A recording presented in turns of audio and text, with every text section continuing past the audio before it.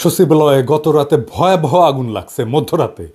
এই ভিডিও যখন রেকর্ড করা হয় তখন এলজিআরডির ৭ম তলা এবং ৮ম তলায় রোডস অ্যান্ড হাইওয়েজের যে মন্ত্রণালয় সেইখানে আগুন লাগছে। মাঝখানে একজন দমকল কর্মীকে ট্রাক চাপা দিছে, মারা গেছে শুনলাম। ঠিক কেন লাগলো এটা বলা মুশকিল। আগুনের দুর্ঘটনা অনেক উন্নত দেশেও হয়, কিন্তু সচিবালয়ের মতো গুরুত্বপূর্ণ স্থাপনায় এইভাবে ভয়াবহ আগুন লাগার ঘটনা কোনো সাধারণ ঘটনা না। এখনো পর্যন্ত আগুন নিয়ন্ত্রণে আনা যায়নি। আমরা নজরে রাখতেছি কোনো ভিন্ন উদ্দেশ্য নিয়ে আগুন লাগানো হয়েছে কিনা তা আমরা জানতে পারবো।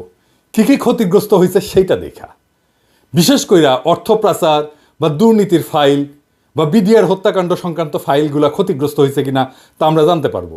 সাধারণত সকল গুরুত্বপূর্ণ নথির একাধিক কপি থাকে। অনেকে মনে করতেছেন যে সচিবালয়ে আগুন লাগায় সব নথি নষ্ট করে দেওয়া যাবে, তা সম্ভবত ঠিক না, সম্ভাবনা কম।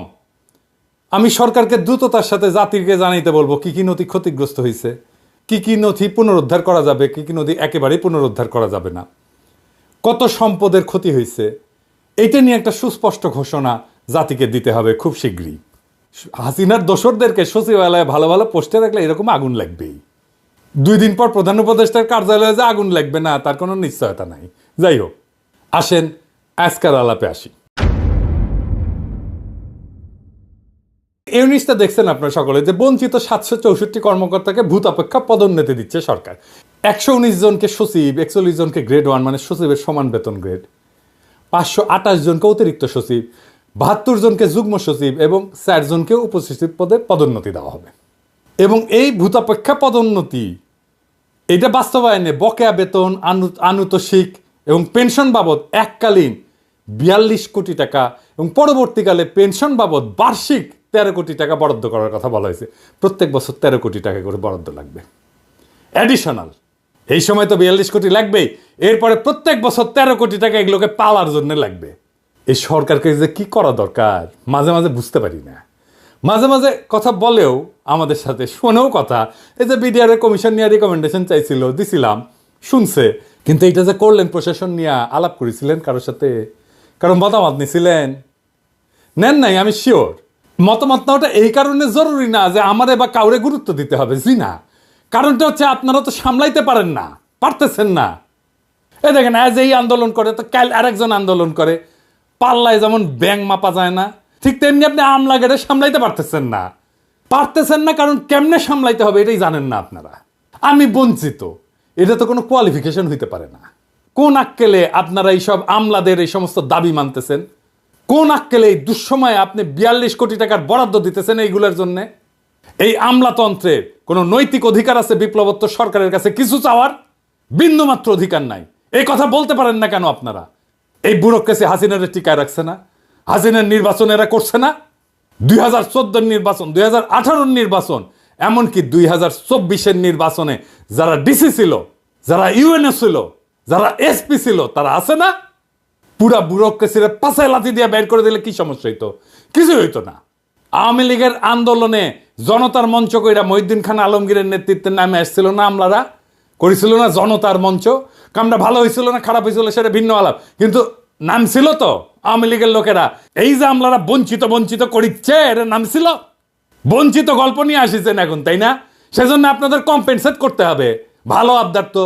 এই হাসিনার আমলে গুম হয়েছে কতজন, জেলে পড়ছে কতজন, আয়না ঘরে ছিল কতজন, পঙ্গু হয়েছে কতজন, বাড়ি ঘর গেছে কতজনের, সম্পদ গেছে কতজনের, জীবন গেছে কতজনের, দেশ ছাড়া হয়েছে কতজন আমার মতো।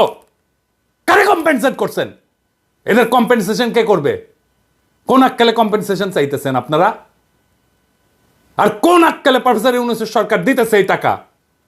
শহীদ পরিবারকে প্রতিশ্রুত 30 লাখ টাকা দিতে পারে নাই, আহতদের সুচিকিৎসা করতে পারে নাই, পুনর্বাসন তো দূরের কথা। আর এই আমলাদের টাকা দিতেছেন 42 কোটি টাকা। টাকা কি খোলাম কুচি? এই আমলার আবার নিতেছে হ্যাংলার মতো। লজ্জাও লাগে না আপনাকে? চিনেছেন সারা জীবন ঘুষের টাকা গোনা, আর লোভ ছাড়া তো কোনো বৈশিষ্ট্য নাই রে ভাই আপনাদের।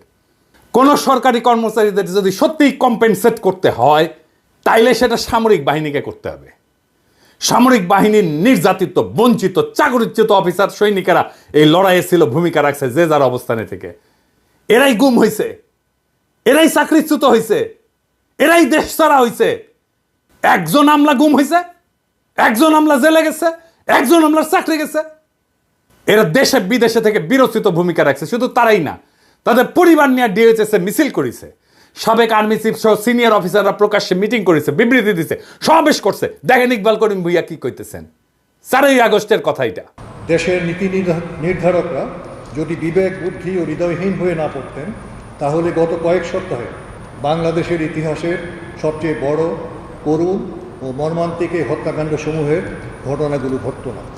সুস্থ মস্তিষ্কের কোনো বিবেকবান মানুষের পক্ষে দেশে এমন একটা যুদ্ধ পরিস্থিতি মেনে নেওয়া সম্ভব না। আমরা নিজেরা নিজেদের সাথে যুদ্ধ করতে পারি না। আমাদের দেশটাকে, এই প্রিয় রাজধানী ঢাকা ও জেলা শহরগুলোকে যুদ্ধক্ষেত্রে পরিণত করতে দিতে পারি না। তাই আজ এখানে দাঁড়িয়ে ব্যর্থহীন ভাষায় বলছি, ইনশাল্লাহ তা আমরা করতে দেব না। সকল শ্রেণী ও পেশার মানুষকে সাথে নিয়ে ঐক্যবদ্ধভাবে শান্তি প্রচেষ্টায় সচেষ্ট থাকবে। এই জনপ্রিয় সাবেক সেনা প্রধানকে আমাদের সবার কৃতজ্ঞতা জানানো উচিত। উনি সাহসের সাথে দাঁড়ানোর জন্য এই পরদিন সেনাবাহিনীর জুনিয়র অফিসার আর সৈনিকেরা ছাত্র জনতার উপরে গুলি চালাইতে অস্বীকার করে। পরদিন যদি গুলি চলতো, জেনারেল ইকবাল করিম ভুইয়া কয়েকজন সিনিয়র অফিসারদের নিয়ে আর্মি কনভয়ের সামনে দাঁড়াইতেন। এই পরিকল্পনা ওনাদের ছিল। আমি 4 তারিখ রাতে এটা জানাইছিলাম প্রফেসর ইউনূসকে, যে স্যার কালকে আর্মি গুলি চালাইতে পারবে না, জেনারেল ভুইয়া সর্বশক্তি দিয়ে ঠেকাই দিবেন। এটা প্রফেসর ইউনূস জানতেন। অথচ এই বীরকে আমরা সামান্যতম সম্মান জানাইলাম না। সামরিক বাহিনীর অফিসার যারা বঞ্চিত হয়েছে, নির্যাতিত হয়েছে, নিপীড়িত হয়েছে, তাদের কাউকে অ্যাকনলেজ করলাম না, কাউরে না। প্রফেসর ইউনূসের টাইম হয় সোহেল তাজরের ডাইকা কথা বলার, টাইম হয় না জেনারেল ইকবাল করিম ভুইয়াকে ডাইকা ওনারা ধন্যবাদ দেওয়ার, টাইম হয় না। টাইম হয় না বিডিআর বিদ্রোহে যে সমস্ত সেনা অফিসারদের প্রতিবাদ করার জন্য চাকরি গেছিল তাদেরকে ডাইকায় না কথা বলার। ইকবাল করিম ভুইয়ার সার্ভিস, ওনার ইমেজকে, ওনার সামর্থ্যকে দেশের কাজে লাগানোর কথা মনে হয় না। ইকবাল করিম ভুইয়া আপনার পাশে দাঁড়াইলে ওয়াকার সাহেবের ইন্ডিয়ান ফরেন সেক্রেটারি শিডিউল ছাড়া মিটিং করতে পারতো না। মুজিব বলছিল না যে তিনি আমার কথা রাখলেন না, তিনি রাখলেন ভুট্টো সাহেবের কথা। আপনার আশেপাশে তো সব ভুট্টো সাহেবদের বসায় রাখছেন প্রফেসর ইউনূস। কার কেমন দক্ষতা দেখতেছেন তো, আপনি দেখতেছেন তো, জাতীয় দেখতেছে। কাদেরকে নিয়ে এসে বসাইছেন? না আছে রাজনৈতিক ক্ষমতা, না আছে পাবলিককে মোবিলাইজ করার ক্ষমতা, না আছে লিডারশিপ স্কিল, না বলতে পারে কথা, না আছে জনপ্রিয়তা, না আছে মেধা, না আছে রাষ্ট্র চালানোর জন্য ন্যূনতম যোগ্যতা এবং দক্ষতা। তাও এগুলোর আশেপাশে রাখিছেন কেন? এই আমলাগুলোর একদিন দাবরানি দিলে দ্বিতীয় দিন দাবি দেওয়া নিয়ে আসতো না। কিন্তু দাবরানি দেওয়ার সেই মানুষটা নাই আপনার পাশে। কি কইয়া দাবরানি দিতে হবে সেটাও জানেন না। ওদের এই আর্গুমেন্ট দেওয়ার কেউ নাই যে বলবে তোমাদের বিন্দুমাত্র নৈতিক অধিকার নাই, বঞ্চিত বলে দাবি করে নিজের বৈষয়িক লোভকে চরিতার্থ করার। কিছুই করো নাই তোমরা, করছো তোমরা এই রেজিমকে হটাইতে কিছুই করো নাই। এটা খড়ের টুকরা ভেঙ্গে 2 ভাগ করো নাই। তাও তোমাদের জন্য জনগণের 42 কোটি টাকা খরচা হবে। এটা কে বলবে? যাদের ডাইকায় না আপনি প্রশাসন সাজাইছেন তারাই তো বলবে, নাকি আমরা কয়া দিব? আর রাষ্ট্রীয় সম্পদে 42 কোটি টাকা তো আপনার বাপের জমিদারির টাকা না রে ভাই, যেভাবে বিলাইবেন। মুক্তিযুদ্ধের পরে ঠিক একই জিনিস হয়েছিল, কে কিভাবে কোনটা দখল করবে তার প্রতিযোগিতা। ফলাফল তো আমরা দেখেছি, তাই না? এরকম একটা ল্যাংরা খোড়া রাষ্ট্র পাইছি। এইরকম একটা বিপ্লব হইলে এত মানুষ রক্ত দিল, এত ছাত্র রক্ত দিল। আপনি নিজেই বলছেন ছাত্ররা আপনাদের ক্ষমতায় বসেছে। কি করতেছেন তাইলে? হাসিনা শাসনের বেনিফিশিয়ারিরা কে কিভাবে কোথায় জায়গা করে নেওয়ার চেষ্টা করতেছে আমরা দেখতেছি, সব দেখতেছি। হাসিনা সরকারের বেনিফিশিয়ারিদের সাবধান করে দিয়ে বলতে চাই, করে কমে খাইতেছেন এমনি খান। রাষ্ট্রের রিসোর্স, রাষ্ট্রের গুরুত্বপূর্ণ ব্যক্তিদের আশেপাশে যাইবেন না, কোনো আলগা সুবিধা নেওয়ার চেষ্টা করবেন না। আপনাদের তো ভদ্রভাবে বললে বুঝেন না, শুনেন না। লোভ তো 2 চোখ ভরা চকচকা লোভ। মায়ের বুঝেন, মায়ের ভার্চুয়াল মায়ের না, একদম লাঠি দিয়া মায়ের বেদম পেটানো হবে, একদম ধরে রাস্তায় ফেলে পেটানো হবে। ওইটা করতে পারবো আমি, ওইটা করা হবে, কেউ বাঁচাইতে পারবে না। আগে থাকতে সাবধান হয়ে যান। আমি আর ইলিয়াস বলছিলাম শহীদ পরিবারদের প্রতিশ্রুত 30 লক্ষ টাকা দিয়ে দিবেন, 2 মাস সময় দিছিলাম। আজকে আবার মনে করাই দিলাম প্রফেসর ইউনূসের সরকারে। এই প্রসঙ্গে আজকে আমার ফাইনাল আলাপ।